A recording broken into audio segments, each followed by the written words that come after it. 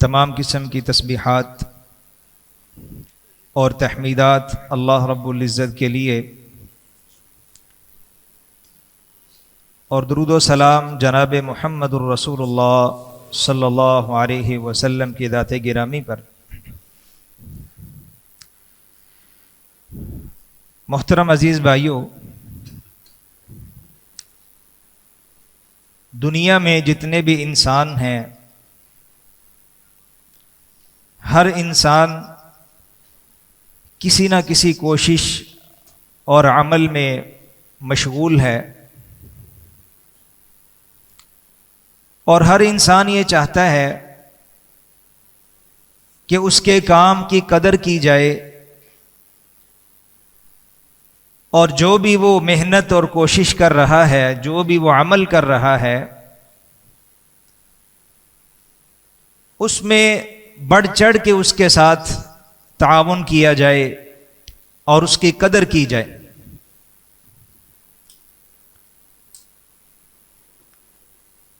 بالخصوص جو ہماری عبادات ہیں اور اعمال صالحہ ہیں،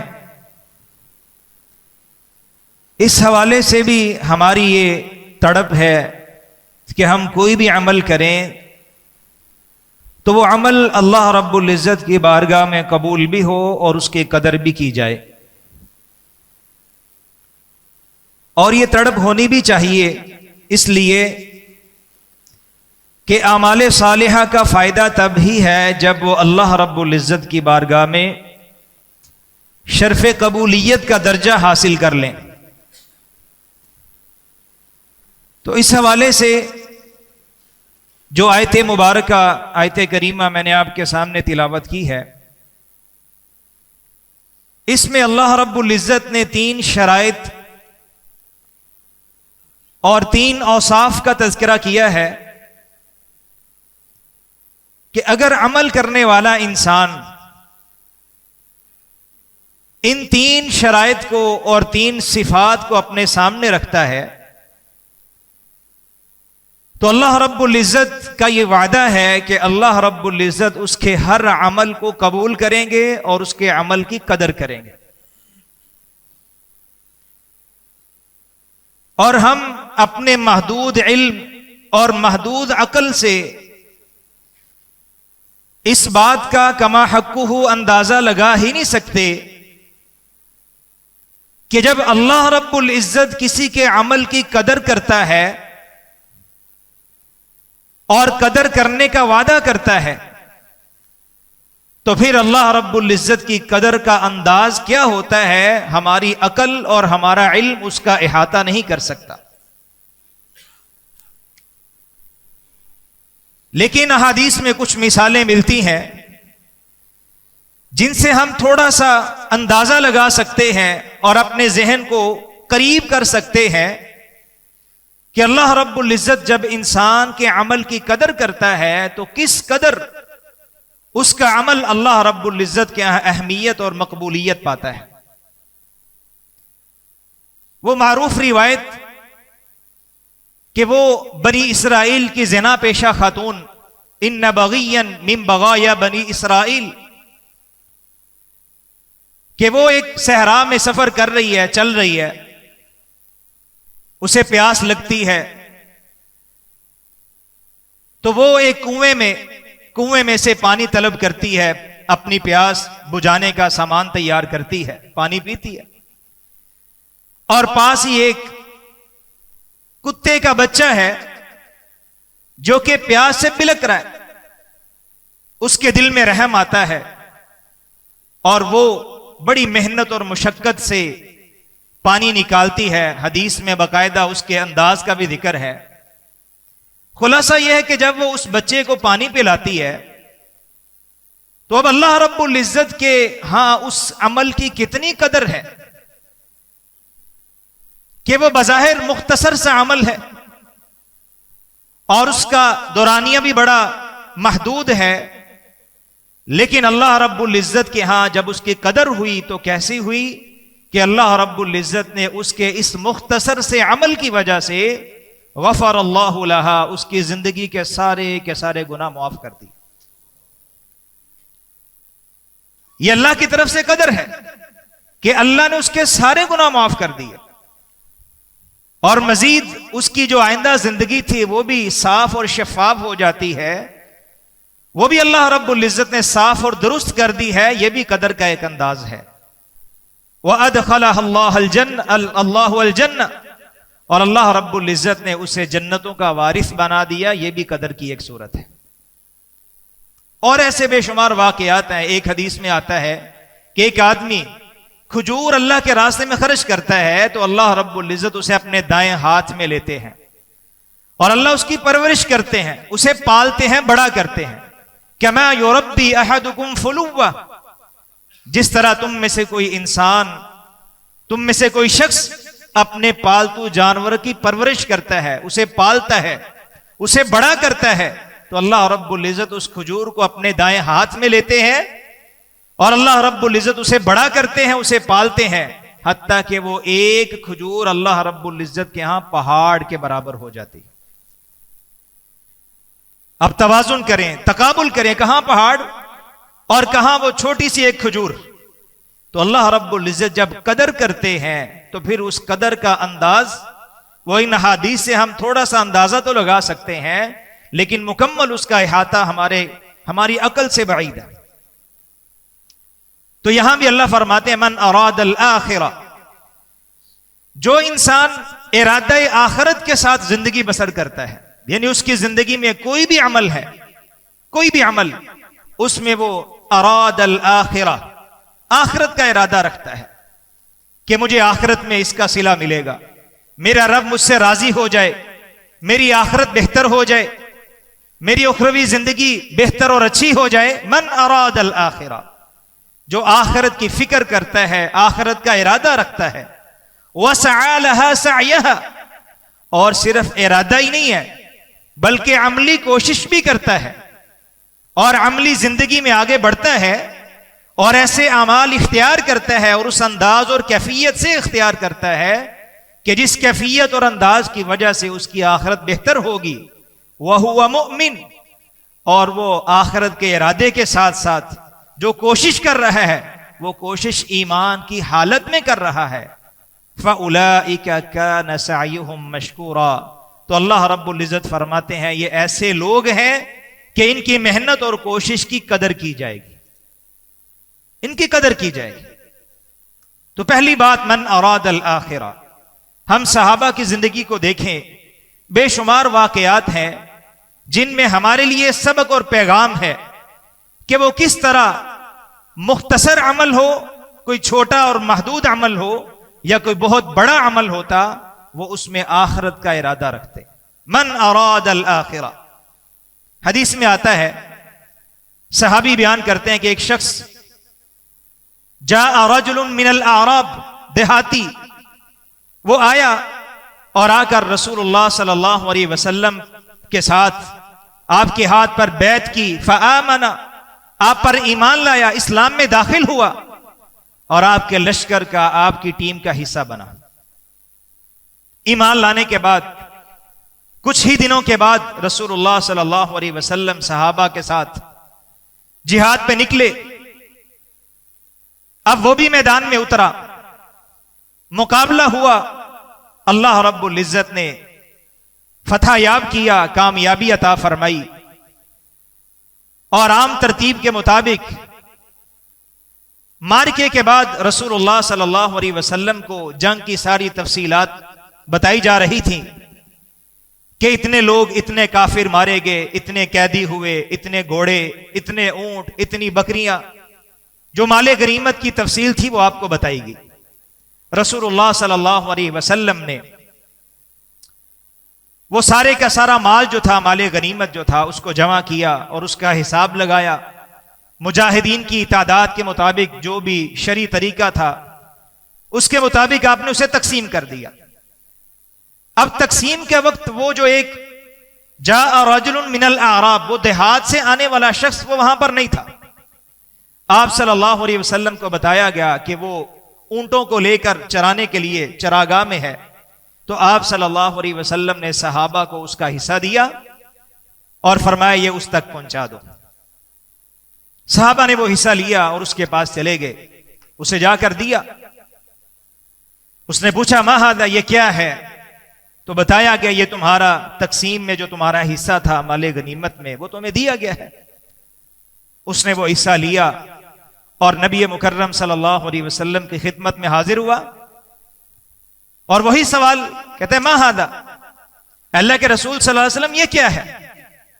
آپ نے فرمایا تمہارا حصہ ہے جو کہ میں نے جب یہ مال غنیمت تقسیم کیا بانٹا تو اس میں تمہارا بنتا ہے. اس کے الفاظ کیا ہیں؟ وہ کہتا ہے متبعتک لہذا, اللہ کے رسول صلی اللہ علیہ وسلم میں نے اس مال کی وجہ سے اسلام قبول نہیں کیا, اس مال کی وجہ سے میں آپ کی ٹیم اور لشکر کا حصہ نہیں بنا, اس مال کی وجہ سے میں اس میدان میں نہیں اترا. انما اتبعتک, میں نے آپ کی پیروی کی ہے, میں اسلام میں داخل ہوا ہوں. تو کس وجہ سے؟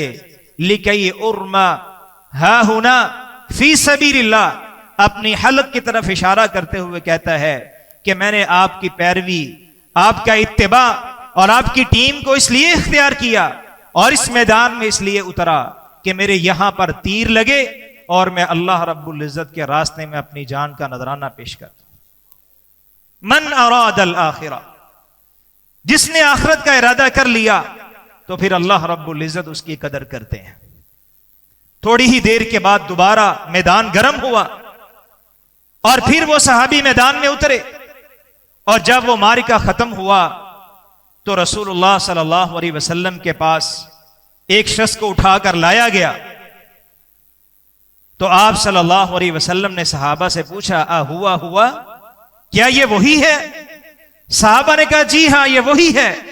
تو رسول اللہ صلی اللہ علیہ وسلم نے دیکھا کہ اس نے جس جگہ کی طرف اشارہ کیا تھا وہیں پر اسے تیر لگا اور وہ اللہ کے راستے میں شہید ہو گیا. آپ صلی اللہ علیہ وسلم نے فرمایا کان صادقا فصدقہ اللہ, یہ سچا تھا, اس نے اللہ کے ساتھ سچی بات کی تھی اور دل کی گہرائی سے من اراد الآخرہ اس کا مظاہرہ کیا تھا.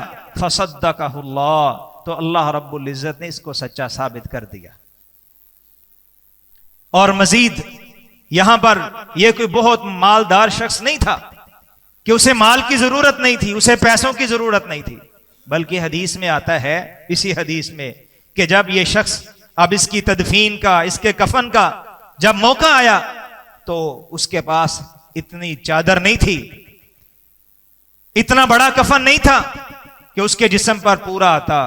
تو رسول اللہ صلی اللہ علیہ وسلم نے اپنا جبہ عطا کیا اور اس جبے میں اسے کفن دیا گیا.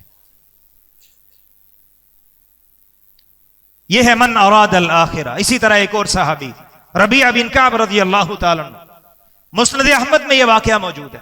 ان کے دل میں خیال آیا کہ دن میں رسول اللہ صلی اللہ علیہ وسلم کے ساتھ بہت سے افراد ہوتے ہیں, دائیں بائیں آگے پیچھے صحابہ آپ کے اشاروں پر چلتے ہیں, منتظر ہیں کہ آپ اشارہ کریں.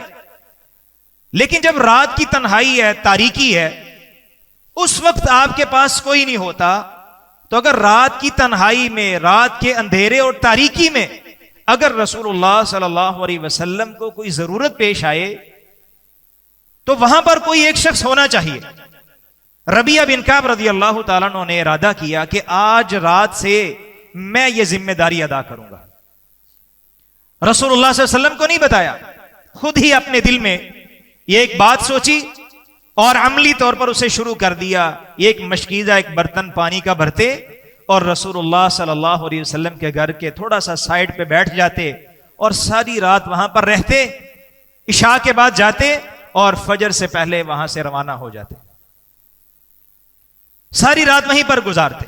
ایک دن, 2 دن, 3 دن گزرے, رسول اللہ صلی اللہ علیہ وسلم باہر نہیں آئے. ایک رات ایسا ہوا رسول اللہ صلی اللہ علیہ وسلم معمول کے مطابق تہجد کے لیے اٹھے, وضو کے لیے پانی نہیں تھا, تو آپ صلی اللہ علیہ وسلم پانی تلاش کرنے کے لیے گھر سے باہر نکلتے. اللہ اکبر. جیسے ہی باہر جاتے ہیں سامنے دیکھا ربیعہ. آپ حیران ہوئے, کہا ربیعہ؟ اس نے کہا جی ہاں اللہ کے رسول میں ہوں, میں ربیعہ ہوں. اور آپ نے تو مجھے آج دیکھا ہے، میں کئی راتوں سے یہاں ہوں۔ آپ صلی اللہ علیہ وسلم نے فرمایا، آپ نے پوچھا کہ تم یہاں کیا کر رہے ہو، کیا ارادہ ہے؟ ربیعہ رضی اللہ تعالیٰ عنہ اپنے اس ارادے کا اظہار کرتے ہیں کہ میں اس عمل کے لیے، اس کام کے لیے یہاں پر ہوں، کافی راتوں سے یہاں بیٹھتا ہوں کہ رات کو جب بھی آپ کو ضرورت پیش آئے تو میں آپ کی ضرورت پوری کروں۔ آپ صلی اللہ علیہ وسلم نے فرمایا کہ میں نے وضو کرنا ہے، ان کے پاس پانی تھا، یہ دوڑے، وہ مشکیزہ برتن پکڑا اور آپ صلی اللہ علیہ وسلم کو وضو کروا رہے ہیں۔ نبی مکرم صلی اللہ علیہ وسلم بڑے خوش ہوئے اور اس خوشی میں ربیعہ سے کیا کہا؟ اے ربیعہ، سل تعطا، مانگو، کیا مانگتے ہو؟ جو مانگو گے تمہیں عطا کیا جائے گا، سل تعطا۔ ربیعہ رسول اللہ صلی اللہ علیہ وسلم کی اس پیشکش کو اور آپ کی طرف سے اس اعلان اور محبت کو سننے کے بعد کیا کہتے ہیں؟ اللہ کے رسول صلی اللہ علیہ وسلم، جو مانگو گا ملے گا؟ فرمایا جی ہاں، جو مانگو گے دیا جائے گا۔ ربیعہ کہتے ہیں مجھے ایک دن کی مہلت دے دیں، میں سوچ کے بتاؤں گا کہ آپ سے کیا مانگوں۔ اب ایک دن کی مہلت لی، کئی باتیں ذہن میں آتی ہوں گی کہ فلاں چیز مانگ لوں، فلاں چیز مانگ لوں، فلاں چیز مانگ لوں، لیکن ہر چیز عارضی ہے۔ اگلے دن آتے ہیں، رسول اللہ صلی اللہ علیہ وسلم پھر کہتے ہیں سل تعطا، اے ربیعہ مانگو، کیا مانگتے ہو؟ اللہ اکبر۔ ربیعہ رضی اللہ تعالیٰ عنہ کہتے ہیں اللہ کے رسول صلی اللہ علیہ وسلم، اسألک مرافقتک فی الجنہ، مجھے جنت میں آپ کا پڑوس چاہیے۔ من اراد الآخرہ، مجھے جنت میں آپ کا پڑوس چاہیے، آپ کی ہمسائیگی چاہیے، مجھے اور کچھ نہیں چاہیے۔ آپ صلی اللہ علیہ وسلم نے فرمایا او غیر ذالک، ٹھیک ہے تمہاری خواہش بہت اچھی، احترام ہے اس کا، لیکن یہ بتاؤ اس کے علاوہ بھی کوئی خواہش ہے، کچھ اور مانگنا چاہتے ہو؟ کہتے ہیں اس کے علاوہ بھی یہی ہے کہ اسألک مرافقتک فی الجنہ، مجھے جنت میں آپ کی رفاقت مل جائے، آپ کا ساتھ مل جائے۔ اور اس صحابی کے بارے میں تاریخ میں یہ بات موجود ہے، کان ہمہ الآخرہ، یہ ایسا نوجوان تھا ربیعہ کہ اس کا ہر وقت اس کا ہم اور غم اور اس کی فکر آخرت پر ہوتی تھی کہ بس میری آخرت بہتر ہو جائے۔ تو محترم بھائیو، آج مجھے اور آپ کو بھی اس بات کی ضرورت ہے۔ اگر ہم چاہتے ہیں کہ ہماری نمازوں کی قدر ہو جائے، اگر ہم چاہتے ہیں کہ ہمارے یہ جو ٹوٹے پوٹے اعمال ہیں اللہ رب العزت کی بارگاہ میں شرف قبولیت پالیں، تو اس کے لیے من اراد الآخرہ، آخرت کا ارادہ کر لیں، آخرت کی فکر کر لیں، اور ہر عمل میں صرف یہی بات اپنے ذہن میں بٹھائیں کہ میں نے اس عمل کے ذریعے اپنی آخرت کو بہتر بنانا ہے۔ ہمارے اندر ہمارے معاملات آج کل کیا ہے؟ ارادہ دنیا ہے، ارادہ دنیا میں ہم زندگی بسر کر رہے ہیں۔ ہمارا لین دین، ہماری خوشی اور غمی، ہمارے تعلقات، ہماری دوستی اور دشمنی، اور ہمارا اوڑھنا بچھونا، ہماری فکر، ہم اور غم، مصروفیات، سب کی سب الا ماشاء اللہ، وہ کس لیے ہے؟ دنیا کے لیے۔ یہاں اللہ کیا فرماتے ہیں؟ من اراد الآخرہ، جو آخرت کا ارادہ رکھے گا۔ اور پھر آگے دوسری شرط کیا ہے؟ وسعى لها سعيها، آخرت کے لیے کوشش بھی کرے، صرف ارادہ ہی نہیں۔ ہم میں سے ہر انسان یہ چاہتا ہے، کوئی بھی مسلمان ہے آپ اس سے پوچھیں جنت میں جانے کا ارادہ ہے، وہ کیا جواب دے گا؟ جی ہاں۔ ہر شخص، ہر مسلمان جنت کا حریص ہے، طالب ہے، لیکن کوشش کتنی ہے، محنت کتنی ہے؟ ارادہ تو ہے، لیکن اس ارادے کے مطابق عمل کتنا ہے؟ تو یہاں اللہ فرماتے ہیں وَسَعَى لَهَا سَعْيَهَا، جس نے آخرت کی فکر کر لی، آخرت کا ارادہ بھی کیا، وَسَعَى لَهَا سَعْيَهَا، اور اس آخرت کو بہتر بنانے کے لیے کوشش بھی کی۔ وَسَعَى لَهَا سَعْيَهَا میں علماء کہتے ہیں دو چیزیں آتی ہیں، ایک اخلاص اور دوسرا سنت کی پیروی، سنت کے مطابق عمل۔ یہ ہے وَسَعَى لَهَا سَعْيَهَا، کہ کوئی بھی عمل ہے اس میں اخلاص ہوگا تو وہ آخرت کے لیے ہوگا، اگر اس میں اخلاص نہیں ہے تو وہ عمل آخرت کے لیے نہیں ہے، وہ تو دنیا کے لیے۔ اور دوسری بات، وہ عمل سنت کے مطابق ہونا چاہیے۔ اگر سنت کے مطابق ہے تو وہ آخرت کے لیے ہے، اگر وہ سنت کے مطابق ہی نہیں ہے تو وہ اللہ کے ہاں مقبول ہی نہیں ہے۔ وہ اللہ کے ہاں اس کی قدر کیسے ہوگی جو اللہ کے ہاں قبول ہی نہیں ہوا؟ اس لیے کہ اللہ رب العزت نے یہاں وسعى لها سعيها میں یہ اشارہ کیا ہے، یہ ہمارے لیے سبق اور پیغام ہے کہ آخرت کے لیے وہی عمل ہوگا جو اخلاص پر مبنی ہوگا اور سنت رسول صلی اللہ علیہ وسلم کے عین مطابق ہوگا۔ یعنی دو بنیادیں اگر عمل کی ہیں تو پھر وہ عمل آخرت کے لیے ہے۔ ایک بنیاد اخلاص ہے اور دوسرا اس عمل کا سنت کے مطابق ہونا ہے۔